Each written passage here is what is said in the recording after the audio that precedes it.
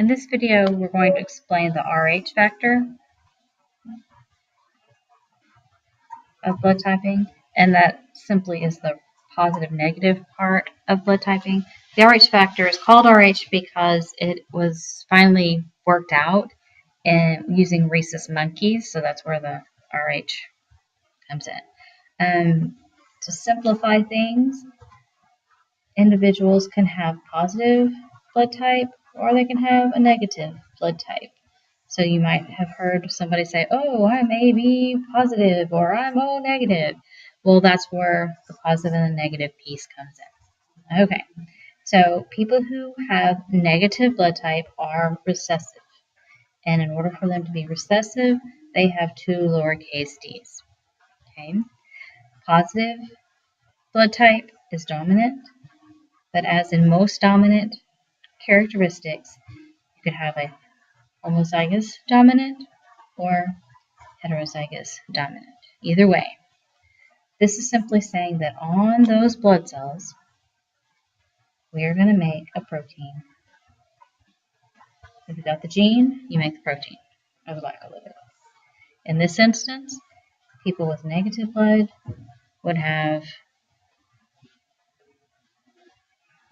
a blood cell, but no glycolipid on the membrane because there's no gene to say make one. So a person, let's say a person has, for pictorial sake, a person has A positive blood, their blood might look like this. So they've got the A marker and the positive marker. And a person with B negative blood, they might just have this with no markers.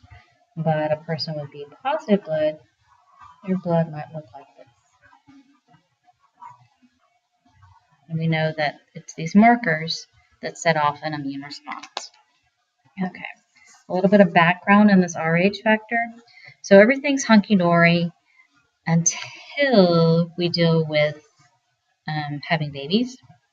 And if mom is Rh negative and the baby she carries is Rh positive, there's an issue with essentially mommy's immune system attacks baby. Because remember, mom's blood cells look like this, but baby's blood cells look like this. And typically, the first baby is okay because mommy's blood and baby's blood have not mixed. So mommy has not had a chance to make antibodies.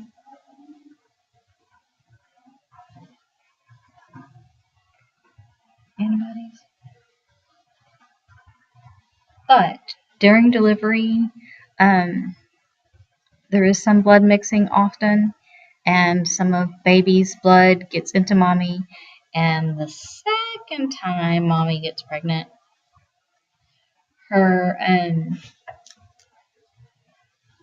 the anti-Rh antibodies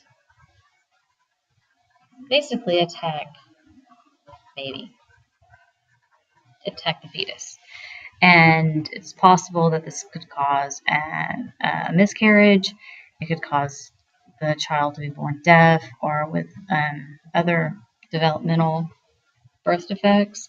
It's possible that they could be born alive, but they after birth would have to be, or after delivery would have to receive a complete blood transfusion, where all the blood, baby's blood, is completely replaced. And obviously they're not going to drain all the blood from the baby and then put it all back in. It's like a cyclic. They take some out, puts them in, takes them out, puts them in. So it takes more than the volume of the baby's blood to make that happen. And as you might guess, that's pretty expensive and pretty dangerous. So to avoid that whole thing, there is a shot, and this is probably a proprietary name for the shot, the RhoGAM shot. And if mom is Rh negative and she's pregnant at about 22 weeks, and then at delivery, she will get the shot. And what this shot does is it suppresses, there I go spelling again, mom's production of anti-Rh positive antibodies. So if baby's blood did mix with mommy and baby's blood was Rh positive, baby is not going to be attacked because mommy didn't get a chance to make those antibodies. Why? Because she had this RhoGAM shot. So that is the long story of Rh factor in humans. Watch the next video and we'll do a little dihybrid cross using AB and negative and O blood types.